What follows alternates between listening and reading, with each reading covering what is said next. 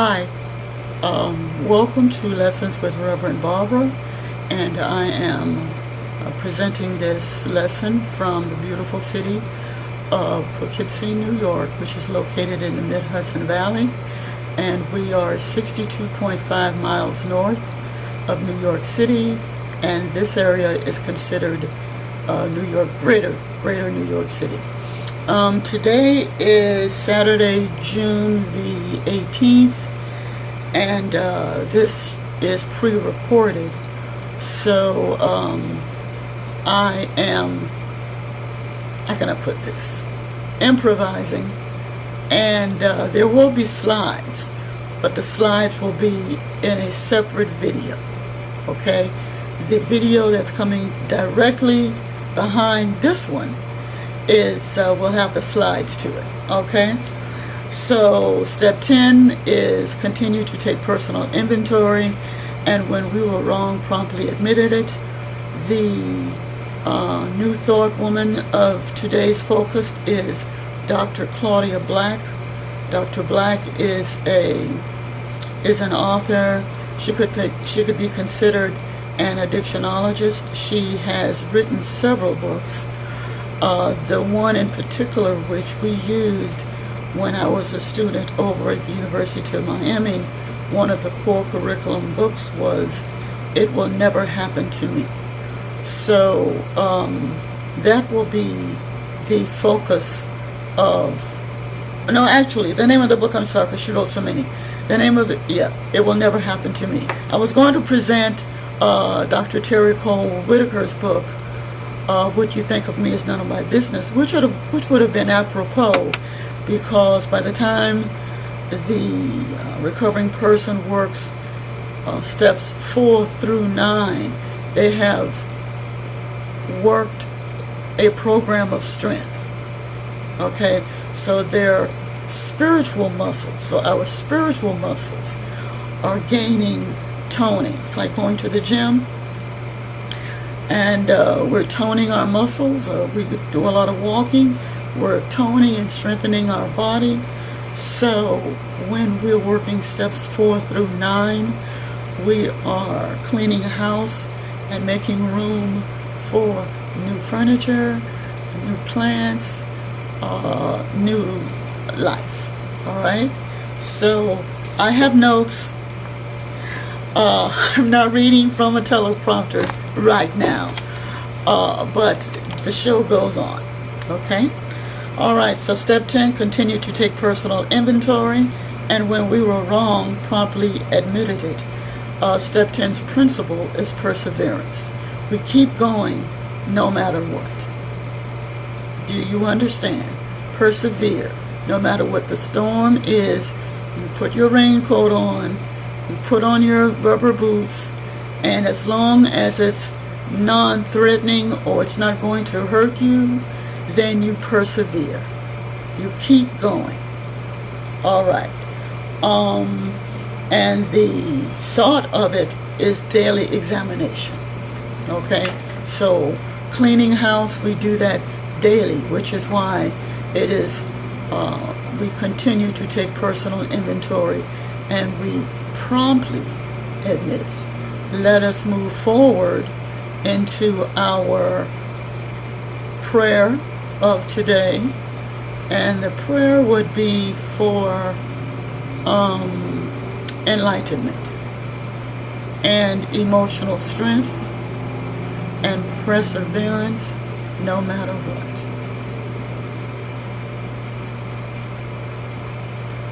This day we affirm perfect peace. We affirm perfect peace beyond all understanding. We know that there is a power that lives within us, because we know that this power is over, under, around, and through. That there is nowhere that this power is not. And since we know that this power is everywhere, then we know that part of the everywhere is within. And my intention is to connect with and maintain connection with you. Always, always. I thank you for this opportunity to learn. I thank you for this opportunity to engage in self-exploration. I thank you for this opportunity to be open to learning, to not run in the opposite direction, to face whatever perceived fears that I have, knowing that fears are nothing but false expectations appearing real. And without the willingness to take action, without the willingness to be honest with myself, I know that there is no way, no other way to build integrity. I work toward building integrity, to erect the wall of peace, to erect the building of peace, prosperity, knowing that wherever I am, you are there as my protector, my provider, my comforter, everything that I could possibly want, I already have. And I know that all is well in my world. And the fires that I experience are cleansing fires. They are baptizing fires, cleansing my soul and my spirit, allowing and making room for the new, and giving me the strength and the courage to use my faculty of letting go, using my gift of wisdom to know when it is time to let go.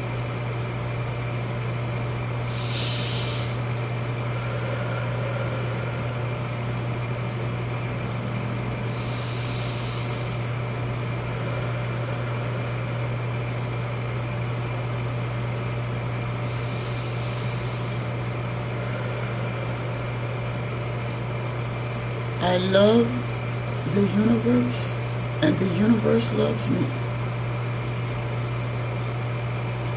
I love the way, and the way loves me. I love myself, and the Tao and the energy loves me. I love others, and others love me.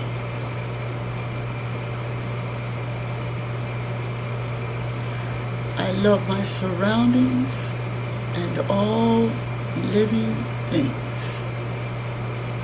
And all living things, my environment loves me.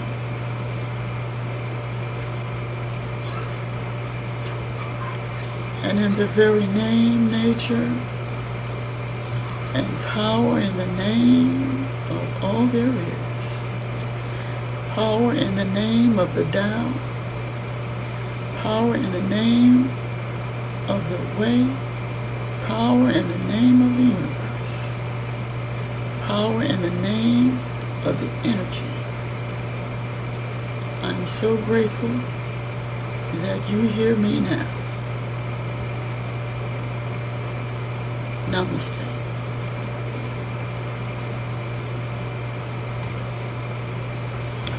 Alrighty then. Search tags, and today's spiritual gift is enthusiasm.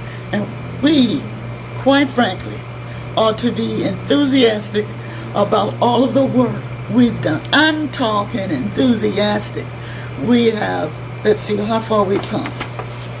We've admitted that we're powerless over people, places, and things. We have come to believe that there is a power greater than ourselves. We have made a decision to turn our life and our will over to the care of our own personal higher power. Okay? We have conducted our inventory, moral inventory, that which we know is immoral, based upon our own personal value system. Okay? We have taken a look at our value system and where does it fit in to our new home, because this is our home. All right, so the inventory is getting rid, your spring cleaning. You're getting rid of that which you don't want. You're uncovering the furniture and you're shaking off the covers that was covering the furniture, because that covering that was on the furniture was so dusty. Why was it dusty? Because it was protecting the furniture. So you got rid of that. Okay? And then we went into the corners and we scrubbed the corners. And we went into the attic and we scrubbed the attic. And then we went down into the basement and we threw everything away. All that we don't need, we threw it away. That is the spiritual practice and spiritual gift of letting go. Okay? And so now we're enthusiastic about this new life that we are creating. You are creating your new life. You ought to be very proud of yourself. It wasn't easy looking at your inventory. Step 5, admitted to God, myself, and another human being the exact natures of my wrong. Okay?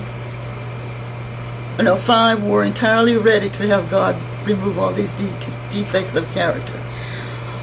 Humbly admitted to someone the exact natures of my wrong. Then there was step 8, which is brotherly love. Doesn't come to mind offhand, but brotherly love is the principle. Okay? Then we had step 9, which is taking further moral inventory and continuing to clean house. Now here we are at 10. Continued. All right? Continued. 8 is cleaning house, which is brotherly love. 9 is cleaning house, making amends. Continued. Now we're at 10. You're still doing it. See, this is growth. All right? When you do something, yeah, I did it. You don't stand there and rationalize. Yeah, I did it. Okay. But you're talking about something that's going on now. You're not talking about something that you've already addressed in 4 and 8 and 9. All right? If others won't let it go, oh well. You have let it go. Okay? Now we are at 10. Okay? It's been a long haul up that mountain, but that's all right, because you have done the work. You've done the work required to hold your head up, look a person straight in the eye, speak your truth in a dignified and non-threatening way, speak your truth, and keep going. Okay? You are new. And every day you are being born anew. There's a theory about life and death. The theory is there is no death, and quite frankly, life and death is like a cycle. You have life, you're born, well, you're conceived, and then you're born, and then you live on this realm, and you deal with whatever's going on this realm, and hopefully we grow through the experience. Okay? Then we are in the middle of a transition. Okay, we go through a transitional period. Some leave this realm instantaneously, and then some have a slow transition, require a slower transition. Okay? And then we transition into rebirth. Okay. So this step 10 is transitioning from what we once were. Whether you are in recovery or not, whether you're a 12-stepper or not, whatever behavior you were engaged in, whatever was going on in your life that you know you need to let go of, hopefully you learned a lesson or two from that experience so you won't repeat that lesson again. Okay? You're now continuing to take personal inventory. And you're taking ownership of the part that you played in it. Okay? And even if you were an innocent bystander, even if you were a doormat, even if you were walked over, you still played a part in that. Okay? And so if you were a doormat, don't be a doormat anymore. We are not here to be walked over, walked on. You know what, a doormat, I've seen individuals, well, I'll keep the focus on myself. A doormat, it'll say welcome. It'll read welcome, okay? And so, welcome, and you walk on the doormat, you ring the doorbell, or you knock on the door, someone says, who is it? And they'll say, come in. And if you notice, they wipe their feet on the doormat, or they stomp their feet on the doormat. Don't be a doormat. Okay? Step 9 and 10, okay, is giving you carte blanche. It's giving you permission. Step 10 is your emancipation paperwork. You don't have to be a doormat any longer. Now, if you choose to be a doormat, fine. But just know that that behavior is counterproductive to being reborn. And in essence, this is what this is. You're transitioning out the old behavior and you're being reborn. Search tags for today's lesson: recovery, Tao Te Ching, amends, daily review, perseverance, spiritual principles, vigilance, self-restraint, and inventory. What is the purpose of the Step 10 lesson for today? The purpose of the 10th step is to incorporate into our daily lives that which has been learned in working the 4th through 9th steps. As above noted, the directions include ongoing inventory, consultation with trusted advisors, such as either your therapist or your sponsor or another person that is in your spiritual practice. Okay? Trusted advisors, someone who's involved with a treatment program. Okay? Now, regarding defects of character, okay? Regarding defects of character, the cited source is the Tao of Recovery.com, the karma effect. That's one of the cited sources. Here we go. The literal Sanskrit translation of the word karma means action, which includes actively thinking, speaking, and doing. In the Buddhist tradition, on action is considered significant from a karmic perspective. Let me do this again. In the Buddhist tradition, an action is considered significant from a karmic perspective if it includes the element of intention and volition. Now, step 9, I think it was 8 as well, I spent a lot of time on intention. when we are engaged in an act or behavior, what is the primary purpose? Is it good or bad? Is it helpful or harmful? Do you mean to be helpful, or your intentions is to be helpful, or are your intentions to be negative?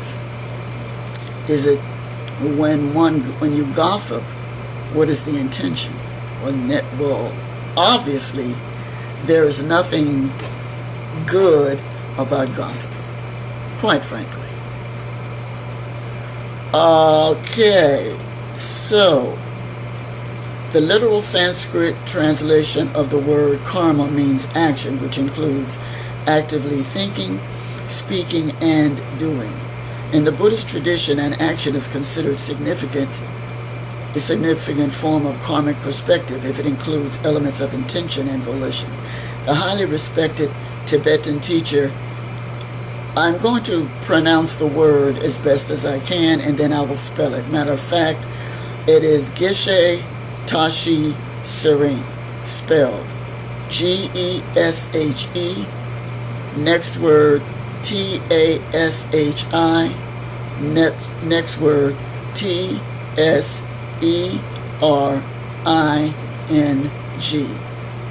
describes the role of intention and karma as follows.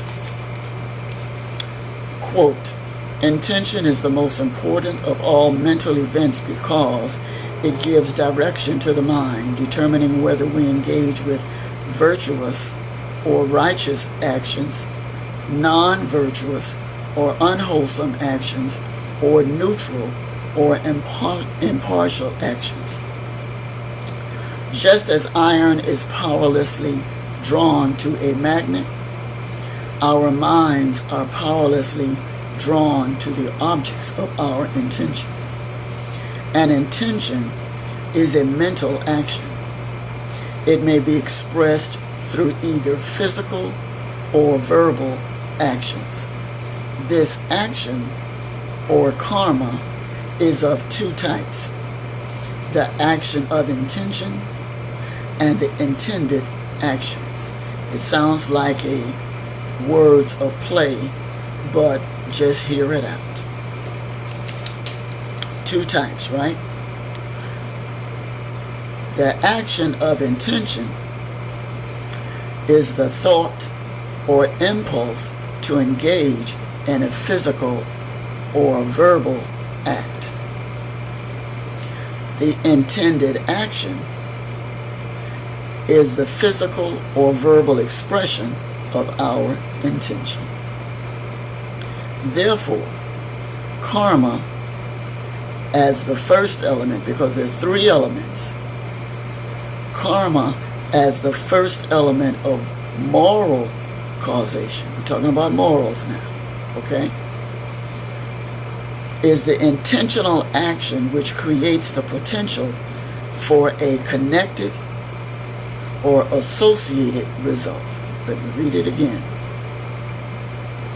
The first element of moral causation, moral cause, something that's going to happen and it's a moral cause, okay, is the intentional action which creates the potential for a connected or associated result.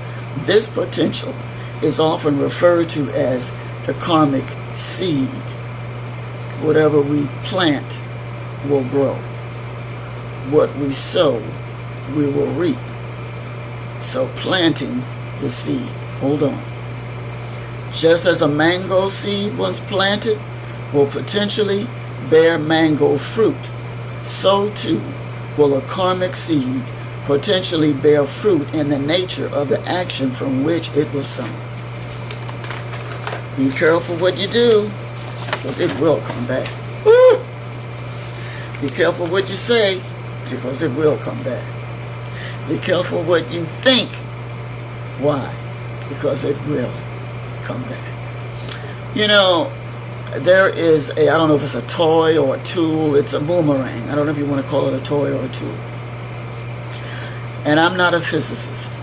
So I don't know the workings of how this works. But it's something about a boomerang.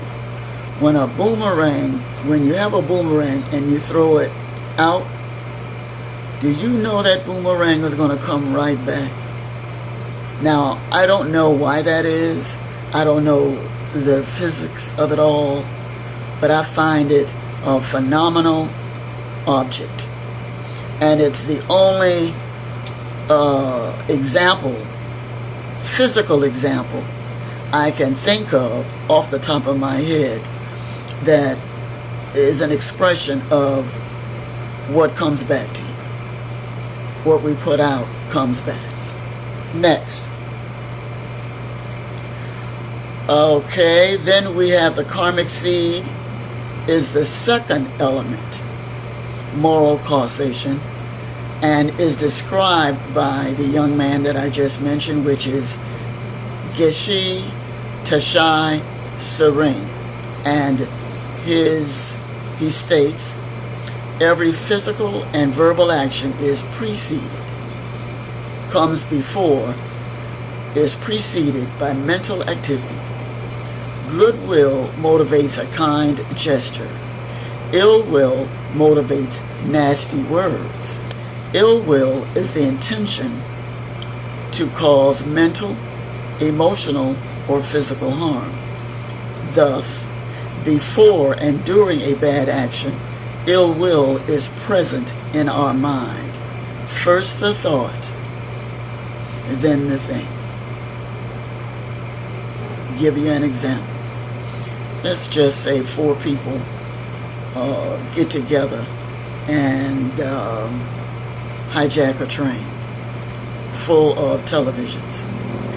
And so whoever thought of the idea and had the plan in the first place, that's the conspirator. They're going to get more time than anyone else. Why? Because they're the ones that came up, they're the person that came up with the idea. First the thought, then the thing. So, ill will has a tendency to set up camp in our minds. The presence of ill will before and during this act has an impact and influence upon the mind, due to which a certain potential has left behind. This potential is a karmic seed, a seed planted in our mind by physical, verbal, and mental action. Okay? This brings us to the third element of moral cause, which is known as Vipaka. V as in victory, I-P-A-K-A, which is the fruit of karma. First you've got the seed. Then it starts growing. Then you can go to the tree and pick off. First you've got the mango seed. Then you plant the mango seed and you nurture it. Then one day you've got the mango tree, not one day, but the mango tree is growing, and it's season after season after season, and then it begins to bear fruit. And then when it starts bearing fruit, you can go to that mango tree and pick mangoes. I've seen mango trees. We used to have one. Our neighbor had one in their backyard. And our neighbor and our house was fenced in together. And the entire neighborhood was Bahamian network. A network of Bahamians. And so my neighbor, Mr. Walker, 5th Avenue and 13th Street. Mr. Walker had mango tree, banana tree, and a persimmon tree. And Mr. Walker had a tamarind tree. But tamarinds and mulberries and all of that would grow in our neighborhood all the time. Little cherries, all of those would grow in our neighborhood all the time. Anyway, So he didn't want anybody to pick any mangoes off of his tree. So, and we were kids, so I would wait until the mangoes fell to the ground. So that way, I wasn't picking any mangoes off of the tree.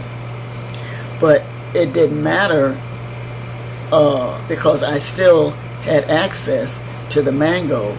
But because I was a child, it didn't occur to me, well, I'm still taking a mango. Today, if somebody's mango is growing on a tree, it doesn't matter one way or the other.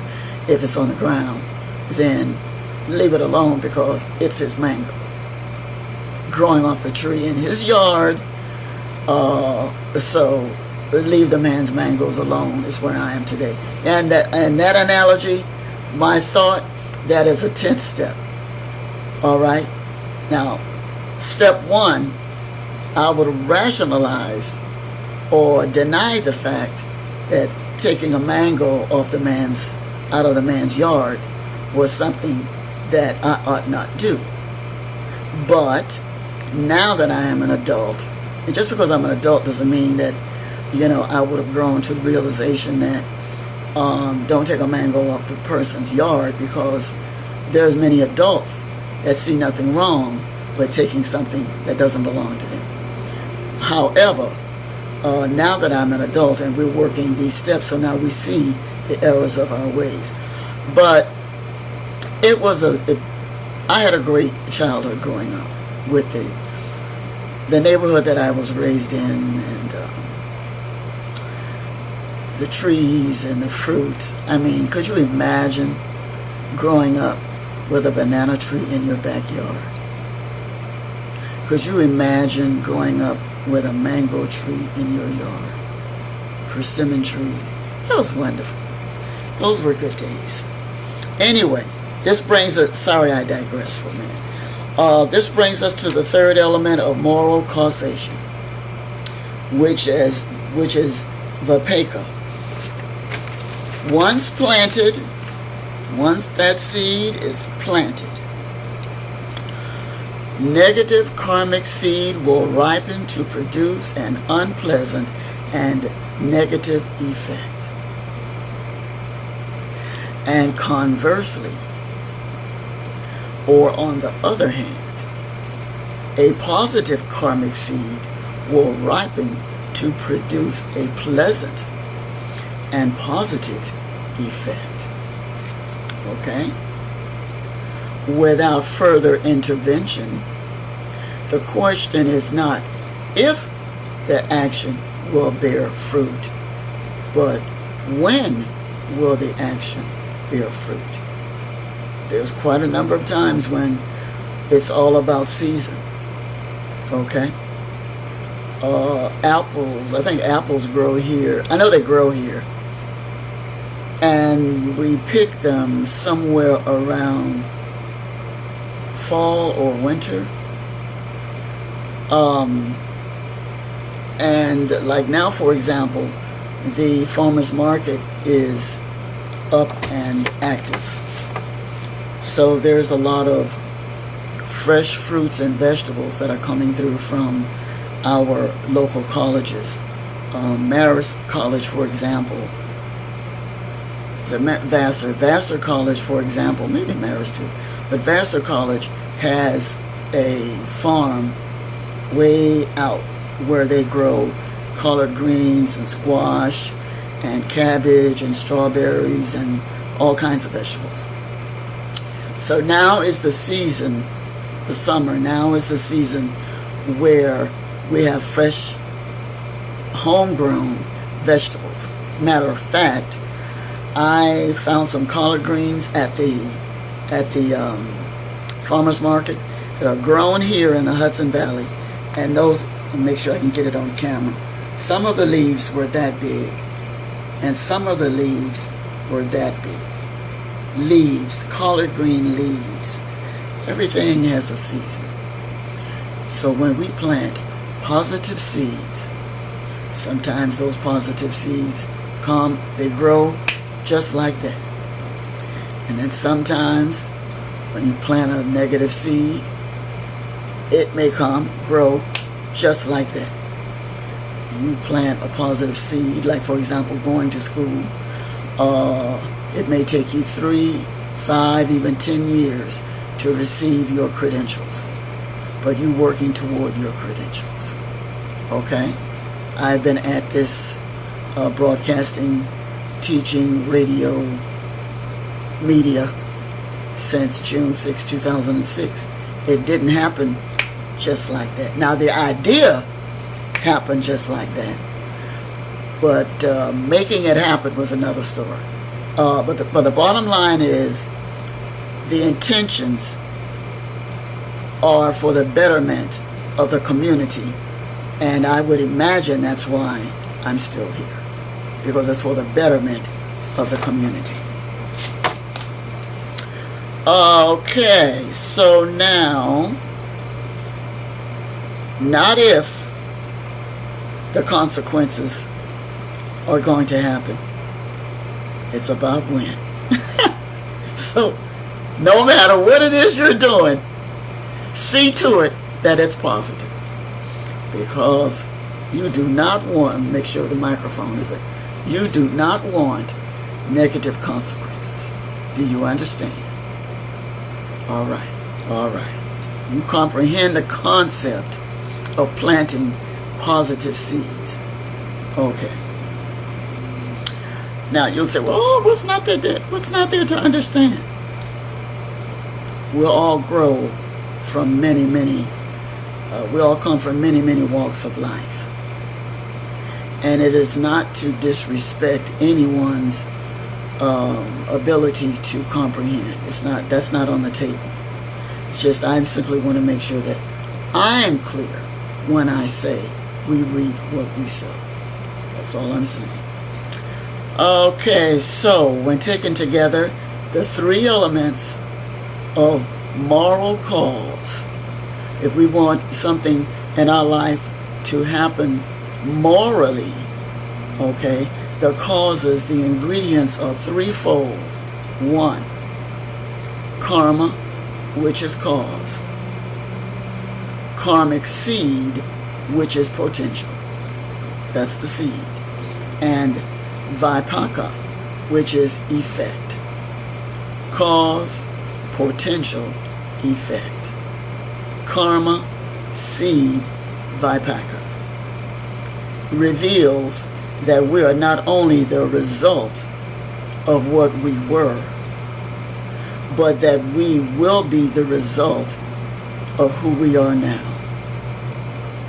I had to read that 10 times before the seed sunk in. So allow me, indulge me. We are not only the result of what we were,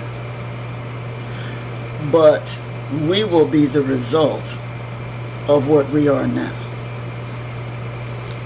Now there's a section on good karma, bad karma, and correct me if I'm wrong, but I think a couple of weeks ago, a couple of steps ago, there was no such thing as good karma and bad karma. But as I'm doing my research in the philosophy of Tao, okay, good karma, bad karma. In a general sense, karma exists in 2 varieties. Wholesome karma or good karma, or unwholesome karma and bad karma. Wholesome acts forth from letting go, renunciation. Wholesome acts forth from letting go. It's very healthy to let go of something that is not in our best interest. If there's something, someone, a situation that is going on in your life and it is not in your best interest, what is the intention of remaining? Okay?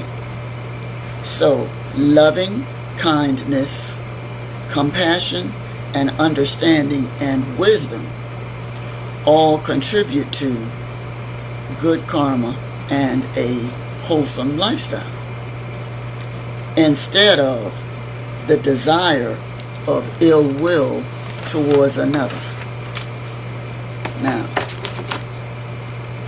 whether a particular act is wholesome or unwholesome, however, must ultimately be judged by the outcome of the situation.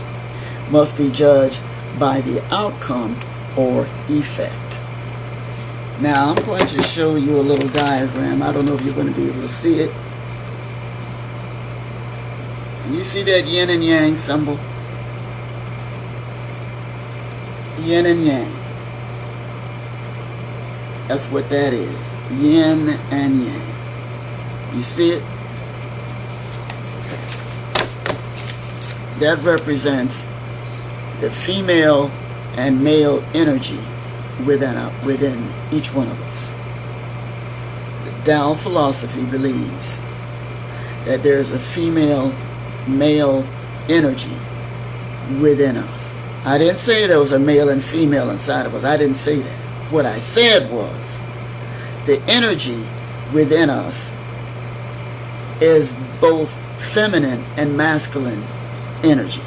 I may not have used the term feminine and masculine, but I'm using it now. Okay. Very simply, wholesome actions result in eventual happiness for oneself and others, while unwholesome actions will have the opposite result. Here we go. The Chinese view the universe as a balanced interplay of opposites. The yin and the yang, which are understood as complementary forces such as darkness and light, heat and cold, female and male, control and acceptance.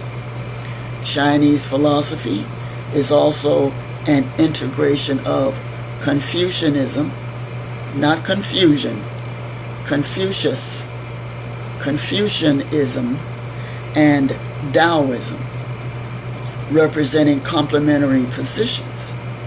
Confucianism, Confucianism,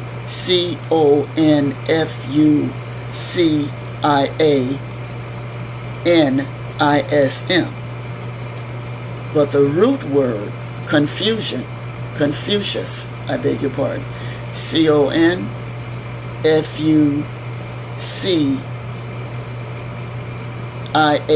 Confucianism. Well, I'll get to the root word in a minute. Hold on a second. Chinese philosophy is also an integration of Confucianism and Taoism, representing complementary positions.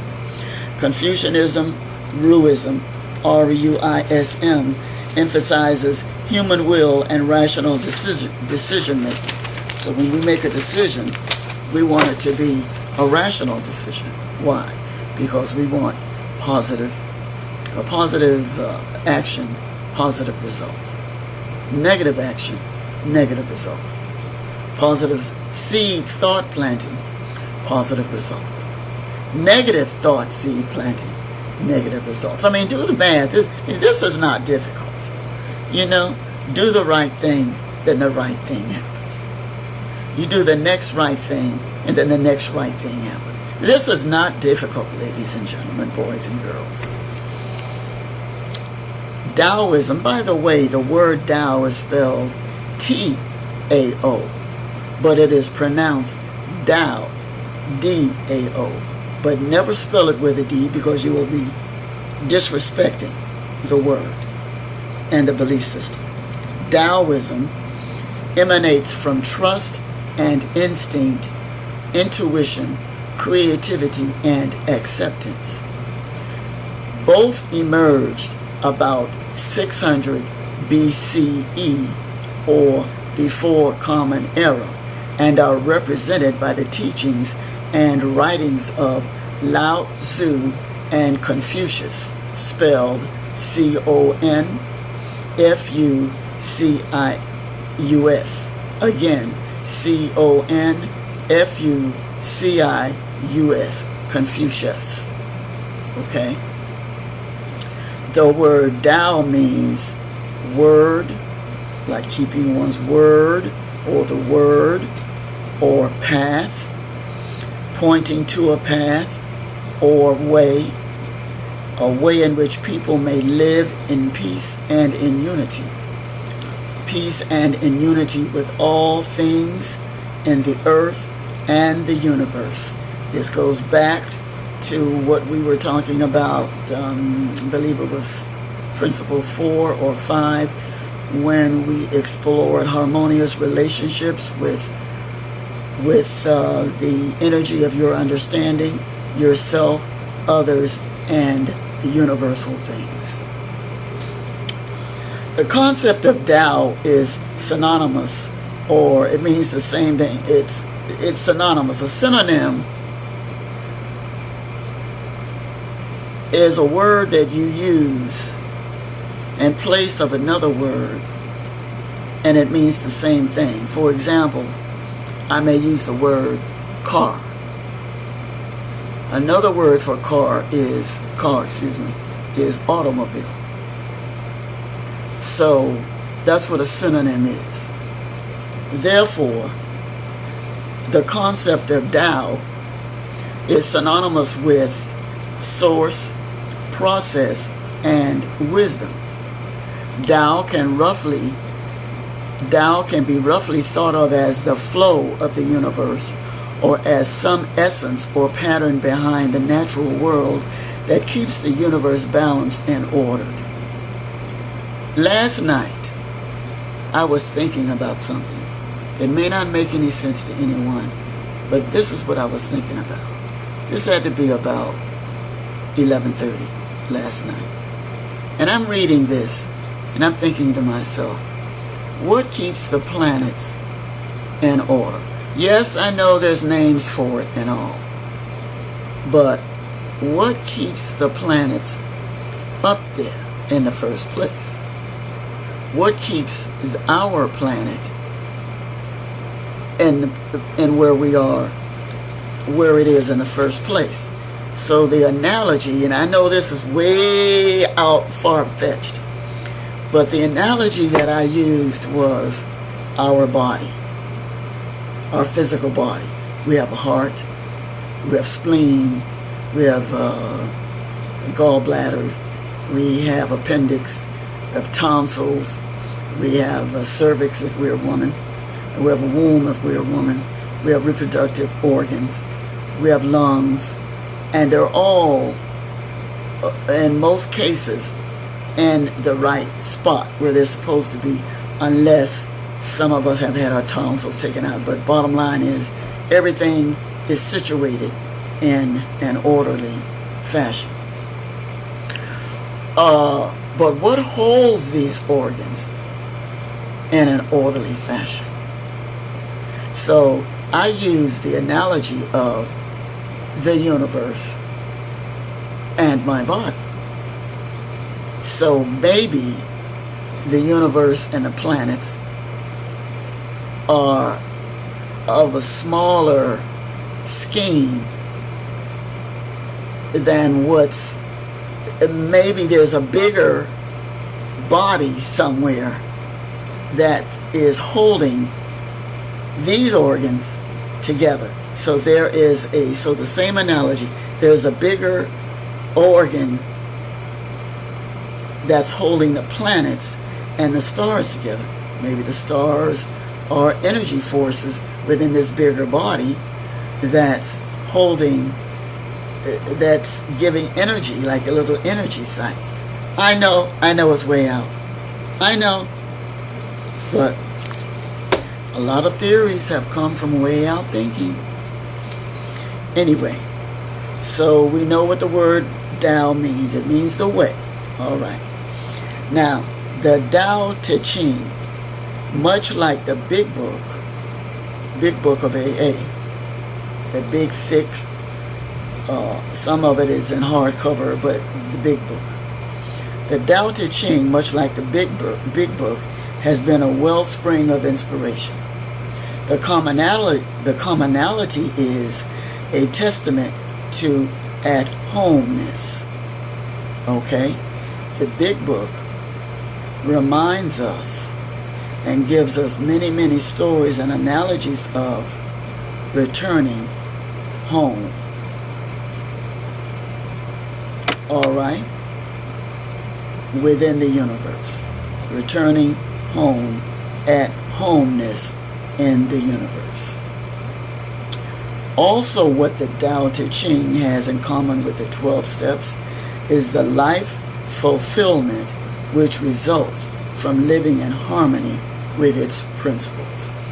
When we work the principles of the Tao, then you are in harmony with the universe. When we work the principles of the 12 steps, then we are in harmony with the universe. When we work the principles of the powers, 12 spiritual powers, we are in fact working the principles of the universe for real.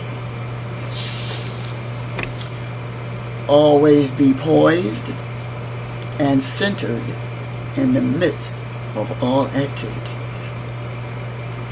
The principle is perseverance.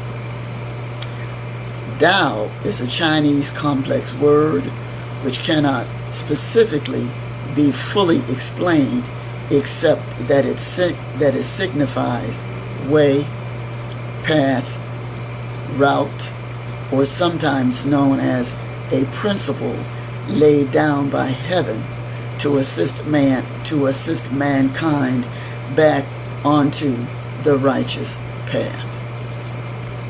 Within the context of traditional Chinese philosophy and religion, the Tao is the intuitive knowing of life, that of which cannot be grasped full-heartedly just as a concept, but known nonetheless through actual living experience of one's everyday being. And the following work is from the Daily Tao. The following work. This is verse 26 of the Tao. Verse 26. It's deep, but I want you to remember now, as I'm reading, remember this, keep this keep this symbol in mind, okay? It's sacred. It's a sacred symbol. Keep it in mind. The heavy is the root of the light. The unmoved is the source of all movement. Thus the master travels all day without leaving her home. However splendid the views, he stays serenely in herself. He stays poised and centered in the midst of all activities. Why should the master be amused at the foolishness of the world? You lose touch with your root. If you let restlessness move with you, you lose touch with who you are. Cited source, Daily Tao. Play this, or just play the tape over and over again, and you'll hear, it'll make sense to you. The yin and the yang, the male energy, female, the masculine energy and the feminine energy, all of it in one. Why? Because we're one with all things. So we're one with the energy, and the energy is inclusive of female energy and masculine energy. Okay, we're talking about the energy now. Okay, the Tao advises us how to maintain serenity in the midst of any circumstance. The source of this serenity comes from within and is therefore always available. The essence of the truth of this verse is that circumstance don't determine our emotions and action. Circumstance do not determine our emotions and actions unless we allow them. The power of choice lives within us. The challenge is always to maintain a state of stillness and calm, even in the midst of chaos. This inconsistent balance is symbolized by the opposing energies of the yin and yang. This practice will develop the skills of self-mastery within us. The Tao states that when we allow ourselves to be blown to and fro by the changing circumstances in our lives, we are no longer centered by our root, and we become restless and vulnerable. What is our root? What is our root? It's a very basic, simple question. Our root is what? Our center, our anchor, the Tao, the way, the energy, the steps, the principles of the steps, the powers, 12 faculties, and the principles of the 12 faculties. Okay, so we have many anchors. So there is no way for our ship to blow to and fro. Okay, Hurricane Andrew came through Florida in '92. It was horrendous. Okay, a lot of houses were demolished, but the people grounded in it was just amazing how the residents came together as one and rebuilt that city within a year. Phenomenal. And I was there to see that. Okay? So don't tell me what we can't do when we choose to become one. What is the interpretation of the 26th verse of the Tao Te Ching? We all have our own interpretations, but the interpretation based upon Dr. Wayne Dyer, Change Your Thoughts, Change Your Life, Hay House publication 2007, as well as Lao Tzu translated by Stephen Mitchell, Tao Te Ching, a New English Version.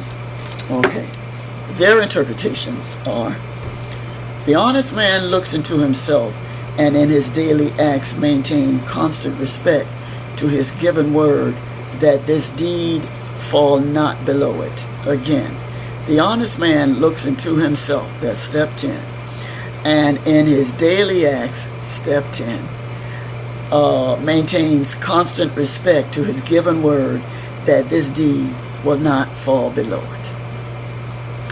If he has failed in something, he dare not slacken the attempt toward it. If he has made a mistake or erred, he dare not carry the error to the extreme. That is step 10, continuing to take personal inventory. His words accord with his acts, and his conduct with his words as one turns to compare them with wit or scruple. And Confucius say, the essence of honesty is that it springs from the heart. The essence of honesty springs from the heart. Now we will move into the promises of the 12 and 12. Not the promises that are read after every meeting, but this is a different set. This is a different promise, which is in the 12 and 12. 12 and 12, those of us that are not aware, is a book with the 12 steps and the 12 traditions. 12 steps and the 12 traditions. And what it does is it elaborates more about the steps. Okay? It points into the direction of what the steps mean, according to Bill and Bob. Okay? And who is Bill and Bob? I went through this several times. Who is Bill and Bob? Right. Bill and Bob are the founders, Bill Wilson and Robert Smith. Right? All right, so we talked about the verse, the interpretation, cited source. Again, Wayne Dyer, Change Your Thoughts, Change Your Life. Hay House Publications, 2007, as well as Lao Tzu, translated by Stephen Mitchell, Tao Te Ching, a New English Version. Now we're to the promises. Quote, "And we have ceased fighting anything or anyone, even alcohol, for by this time sanity will have returned."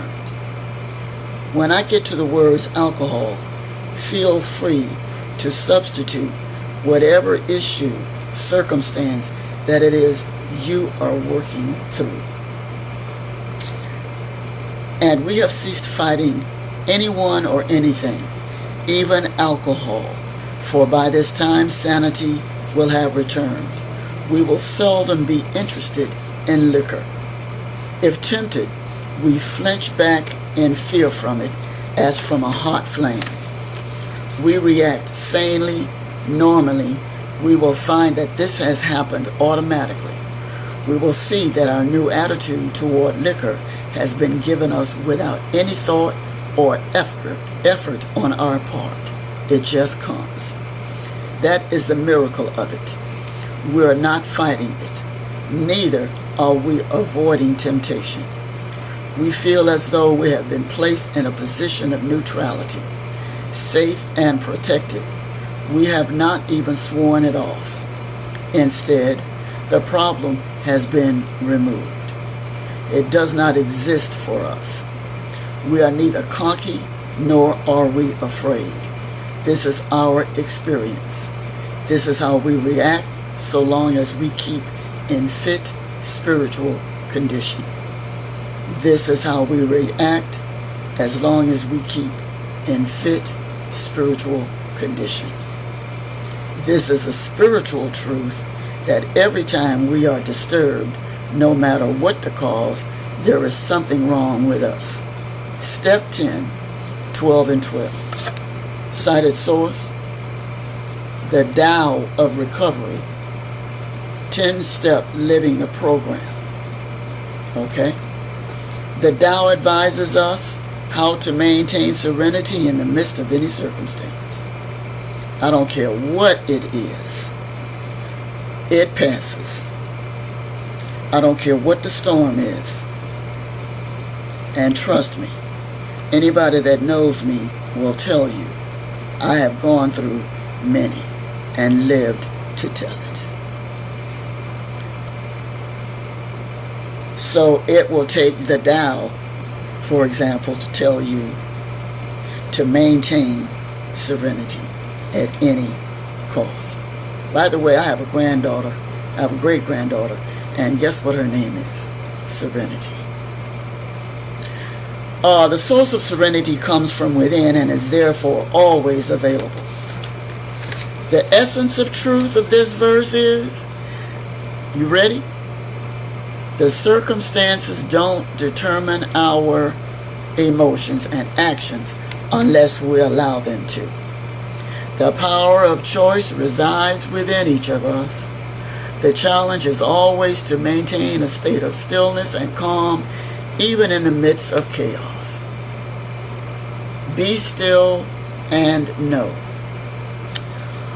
First, it is clear that the purpose of step 10 is to incorporate into our daily lives that which has been learned in working the 4th through the 9th step. Second, the well-known 12-step program of progress, not perfection, provides the framework from which step 10 is practiced. Notice that the language of both step 10 itself and the ensuing instructions anticipate future setbacks, or what might be more appropriately couched as learning opportunities. Okay? Every storm in life is a learning opportunity. We either learn this lesson on this realm, or when as we're making a transition, we are positioning ourselves to learn the lesson on the next. But either way, we're going to learn the lesson. Since we must learn the lesson, we may as well learn it now, get it out of the way. So if we have to come back and repeat the experience, so we don't want to repeat the grade. We don't even want to repeat the experience. There's another school of thought which says, oh, I don't mind being 20, 25 again, as long as I don't have to as long as I don't have to repeat the experience. If you're going to go back to 20, 25 years old, you're going to repeat the experience because you wanted to go back. Why? And half measures avail us nothing. It's either all or nothing. And we know this. 12-steppers, we know half measures avail us nothing. So why bother going back to 20 when you're going to take the experience with you? What for? Why go through all of that? Be grateful that you learned the lesson and you moved on. Moving briskly. Alrighty then. Here we go. I'll start here. Notice that the language of both the step itself and the ensuing instructions anticipate future setbacks, or what might be more appropriately couched as learning experiences. When we were wrong. When as opposed to if we were wrong. If these defects of character crop up. Well, there is no if. All right? When these defects of character crop up. And we're hoping that they're few and far between because of all of the work that we've done.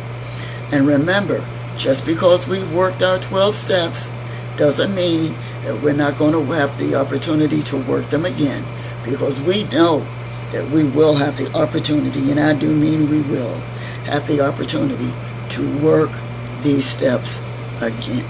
We must be fearless and we must be thorough from the very start, or the result is nil until we let go.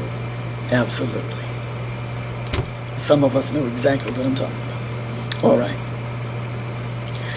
As such, while the spirit of the 10th step involves the turning one's intention towards certain virtues and ideals and acting along these lines as best as we can. That is the spirit of the 10th step. The spirit is intention. Okay, perseverance, positive moves in the positive directions. Okay. And yet, transformative spiritual progress, which borders on the miraculous, is to be expected at this point in the recovery process. Ultimately, the work of step 10 provides a defensive wall against new resentments, self-pity, shame, and irrational fears. Recovery may only be preserved and enhanced with vigilance and persistent effort. The temptation to rely on the work already done, though it has been significant and undoubtedly beneficial, must be avoided if happiness, joy, and freedom are to persist. So all of this work that we're doing, and it is good work, you're doing very well. I don't know you, I don't see you, but I sense that you are doing the best you can with what you have just for today. But remember, when you're done working these steps, well, first of all, you're never done working the steps, but when we're done with this series, just know that wherever you are right now spiritually, while working these series of principles, that you're not going to be in the very same place spiritually where you are now, because it's spiritual progress. You are progressing spiritually. So the next time around, when you work these spiritual principles, okay, then you will be on a much more deeper level spiritually, or an elevated level spiritually. All right. Cited source, again, for this particular section is the TaoofRecovery.com. Step 10, living the program. So it is www.http://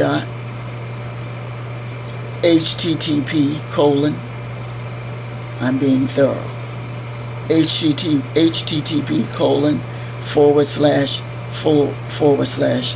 the TaoofRecovery.com. If you really want the whole thing, /2012 /12 /28 step -10 -living -done -the -program. Or if you just go into Tao of Recovery, you'll see it. What else? Reflection. Now, when you see the PowerPoint, you're going to see a lot of what is on the PowerPoint is not here. Most of what's on the PowerPoint is here. But when you see the PowerPoint, and my voice will be in the background, I am being tested, and I refuse to back down. It is not my will. It's simply a test. Reflection, remember, careful thought, especially the process of reconsidering previous actions, events, and decisions. As I said, the woman of New Thought movement, basic information about her is on the slides. I have a book that she wrote, The Truth Begins With You.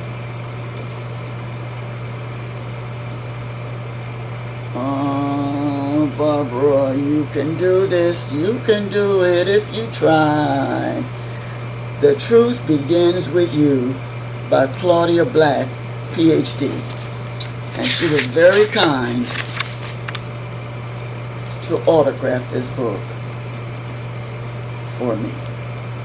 It reads, to Barbara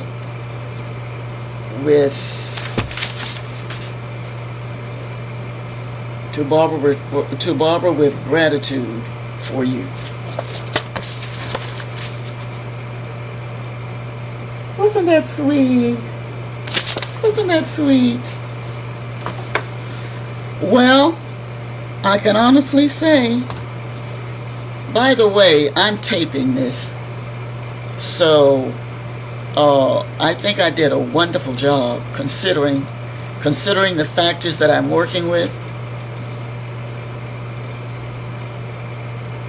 Did you see that? I consider that I did a magnificent job. Kudos to me. Do I have anything else I could use to accent the fact that I'm using software? But what's this? Oh, the stars of the universe. The stars of the universe. We all have stars within. We all have stars within the universe. Okay? You are a star. Okay. That was no coincidence. Okay, so I would ask if there are any questions, but if you have any questions or comments, just leave them down at the bottom of the in the comment section of the YouTube. Now, when it comes down to the video with the with the slides, then it'll be my voice in the background, like I said, and it will be slides. Okay? The light of God surrounds us. The love of God enfolds us. The power of God protects us. And the very presence of God watches over us. Wherever we are. Wherever we are, God is. This is so, and so it is. Namaste.